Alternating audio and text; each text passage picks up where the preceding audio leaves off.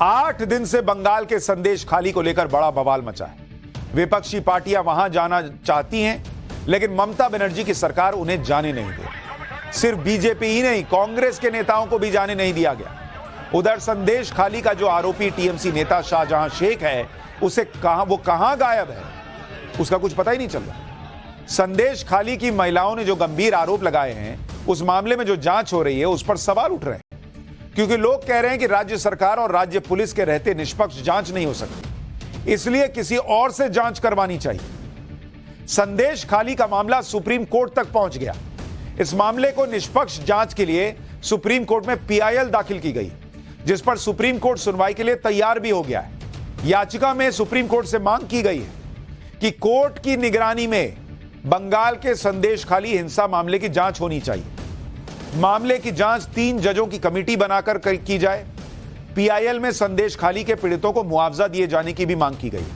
साथ ही अपनी जिम्मेदारी ठीक तरह से नहीं निभाने के लिए पश्चिम बंगाल पुलिस के खिलाफ भी कार्रवाई की मांग की गई। याचिका में संदेश खाली मामले की जांच राज्य से बाहर ट्रांसफर करने की भी मांग की गई। हालांकि सुप्रीम कोर्ट ने अभी इस मामले की सुनवाई के लिए तारीख तय नहीं की। इस सब के बीच संदेश खाली के मामले में राष्ट्रीय अनुसूचित जाति आयोग की टीम ने आज दिल्ली में राष्ट्रपति से मुलाकात की। अनुसूचित जाति आयोग की संदेश खाली पर रिपोर्ट देने के लिए राष्ट्रपति से ये लोग मिलने पहुंचे कि राष्ट्रपति को रिपोर्ट देंगे। ये टीम पहुंची, देखिए। एक दिन पहले आयोग की टीम ने संदेश खाली जाकर पीड़ितों से मुलाकात की थी।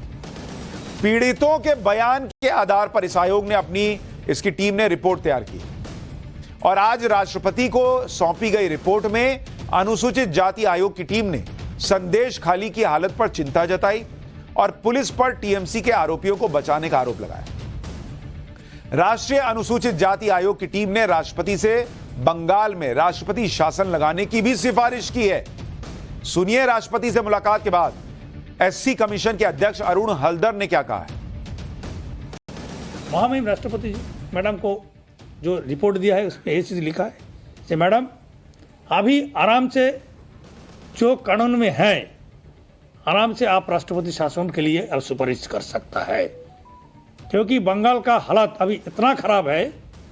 विशेष रूप से जो शोषित वंचित श्रेणी का लोग होता है, इनको सेव करने के लिए सरकार को अलग दृष्टि से देखना चाहिए।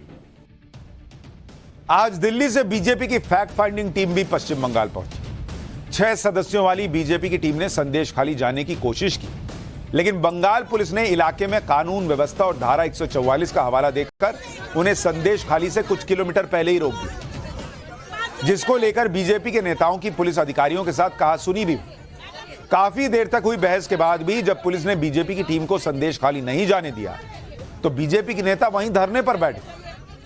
बीजेपी की टीम ने बंगाल पुलिस पर टीएमसी के कार्यकर्ताओं की तरह काम करने का आरोप लगाया और आरोप लगाया कि ममता सरकार संदेश खाली में पुलिस आरोपियों को बचाने की कोशिश कर रही और मामले का सच सामने आने के डर से उन्हें पीड़ितों से मिलने से रोका जा रहा है। सुनिए बीजेपी की टीम में शामिल यूपी के पूर्व डीजीपी और बीजेपी सांसद बृजलाल ने क्या कहा है। फिर आपको बताता हूं कि टीएमसी का वो भाई कौन है जिसकी वजह से ये पूरा बवाल हो रहा है। ये ममता दीदी की तानाशाही है। हम भी पुलिस में रहे हैं, सबसे बड़े लार्जेस्ट स्टेट के उत्तर प्रदेश के डीजीपी रहे हैं, और जो मैं हालात देख रहा हूँ, यहाँ की फोर्स केवल और केवल टीएमसी की एजेंट है।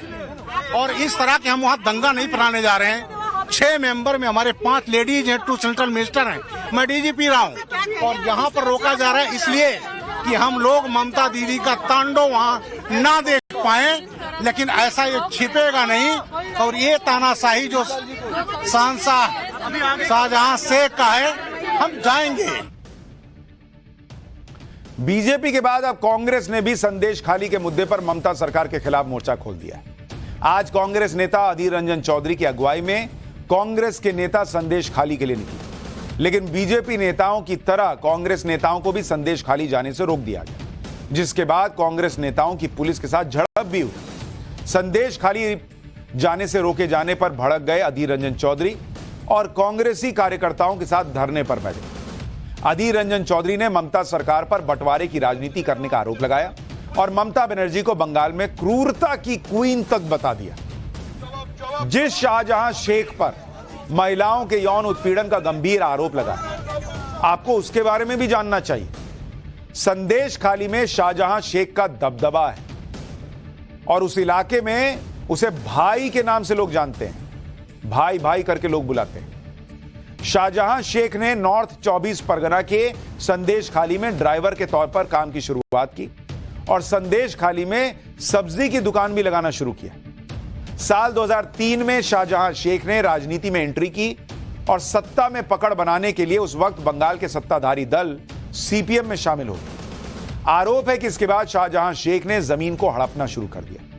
पश्चिम बंगाल में ममता बनर्जी की सरकार बनने के बाद 2 साल बाद यानी 2013 में शाहजहां शेख पाला बदलकर टीएमसी में आ गया। शाहजहां शेख को ममता बनर्जी के खास मंत्री ज्योति प्रिय मलिक का करीबी बताया जाता है। नॉर्थ 24 परगना जिले के बड़े नेता माने जाते हैं ये, और इस वक्त शाहजहां शेख टीएमसी की संदेश खाली यूनिट का अध्यक्ष है और मछली पालन की डिस्ट्रिक्ट काउंसिल का इंचार्ज है।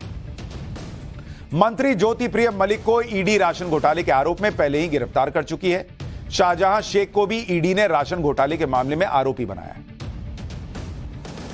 यानी इस वक्त बंगाल में तनाव बना हुआ है। वहां नेताओं को जाने नहीं दिया जा रहा। यही यूपी में रोक दिया जाए तो सोचिए देश में लोकतंत्र की हत्या हो जाती। और अब तो राष्ट्रपति से भी डिमांड की गई है कि भाई राष्ट्रपति शासन लगना चाहिए।